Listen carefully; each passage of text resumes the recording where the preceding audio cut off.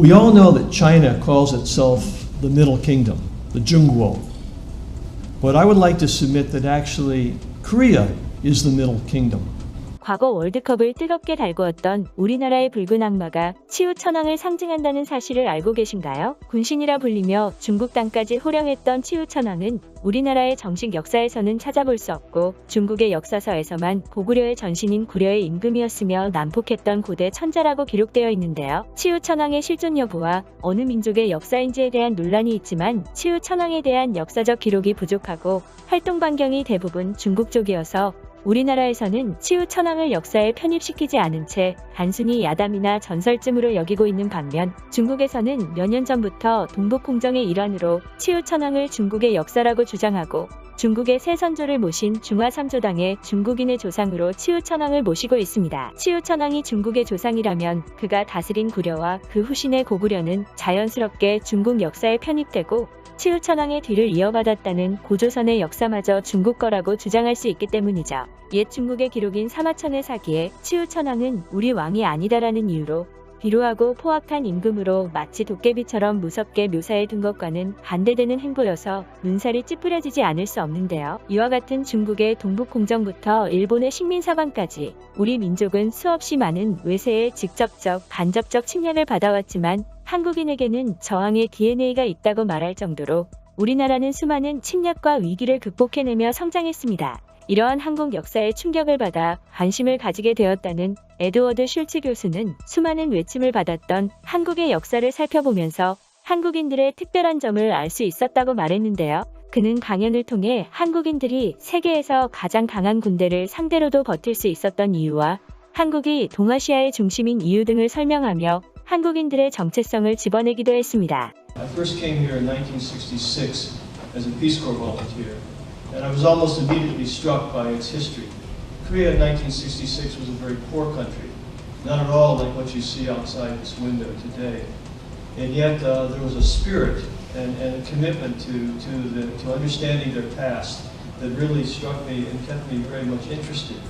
And one of the first things that I've noticed that really stood out for me about Korea was the Koreans and their passion for history, their love for history, their interest in history. The earliest extant history we have now is called the history of the Three Kingdoms. But if you read these histories, they mention the countless number of other histories that also were written. And so you get a taste of how rich the past must have been, how rich the archives must have been, which have now been lost. From earliest times on, Koreans were writing histories. The Chosun Kingdom, which was the last major kingdom from 1392 to 1910, had just a tremendous bounty of resources. They focused on history so much that their youngest men who graduated or who passed their examinations were almost immediately taken in to the historiographical offices. And these young scholars, these talented young scholars, were told to record everything that went on in the kingdom because they wanted so dearly to record and preserve their history. And of course today, in terms of the Chosun period, there's a 246 volume history which details almost every hour of the day. And this love for history goes on even to today. Called the Sui Dynasty ultimately collapsed. The Korean resistance was so powerful. And if you look at Korean history, you can't ignore the fact that again and again, Korea was subjected to outside invasions. Some of the earliest invasions came from China, and the most famous is, of course, the Sui Dynasty, which invaded in 580. This man, Ulchimunduk, played a major role in defeating the Sui. And they say that the Sui Dynasty sent 300,000 people, soldiers to Korea, 2,700 returned. So effective was his defense. And these invasions were so devastating or so costly to China that this dynasty called the Sui Dynasty ultimately collapsed. The Korean resistance was so powerful. Shortly thereafter, the Tang Kingdom also set out and tried to invade or to take over Korea. And again, Tang ultimately failed. Shortly thereafter, the Khitans up in the north came in and caused a lot of problems for the Koryo kingdom. And once the Khitans were quelled, the Jurchen came in.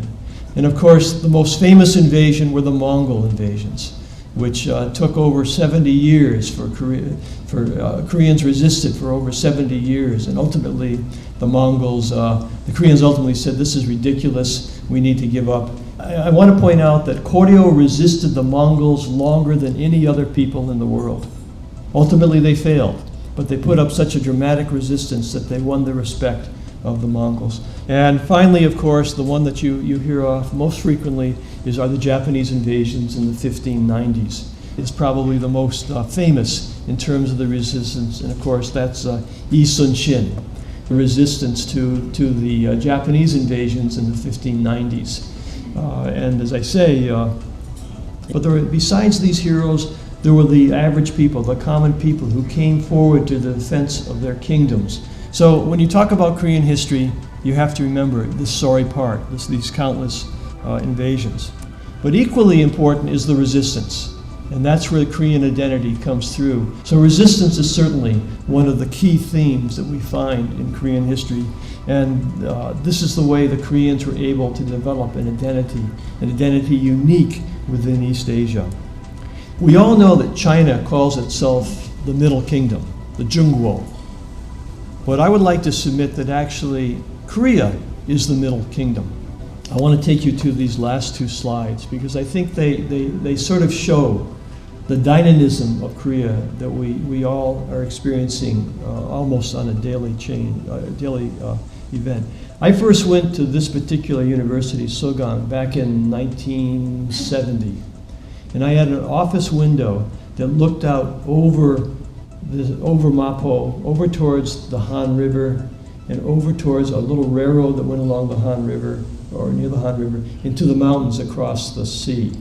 I came back 8 years ago and took this picture, and that whole view totally disappeared. I came back last month, and it's now been transformed into this. And I think that just sort of captures the immense change that Korea has gone through in the last 40 or 50 years. The people who were born in the 30s could sort of understand life in the 50s. The kids that were born in the 50s and the 60s sort of understood what was going on in the 30s and the 40s. But the youth of today, I think, have very little contact, very little understanding of where their country was 30 or 40 years ago. And I think these pictures, to them, this is the reality of Korea today. Whereas if you talk to Dr. Lee and ask her about her grandparents, their life was very, very different from the life we lead here. And I think there's probably very few societies in the world that have experienced this kind of dynamic change. Certainly China's gone through immense changes, but I think Korea has probably done it more successfully than most. If you look at East Asia today, I think it's fair to say that Korea is probably the most open society in East Asia. What we see today is really the tip of the iceberg, because Korea has a tradition that clearly goes back for 2,000 years. 에드워드 슐츠 교수의 강연은 한국인으로서 한국의 역사에 대해 많은 생각을 갖게 만드는데요. 외세의 침략에도 꿋꿋하게 수천 년을 버티고 발전해 나가는 대한민국이 정말 자랑스럽습니다. 여러분의 소중한 의견을 댓글로 남겨주세요. 영상이 유익하셨다면 구독과 좋아요, 알림 설정 부탁드립니다. 끝까지 시청해주셔서 감사합니다.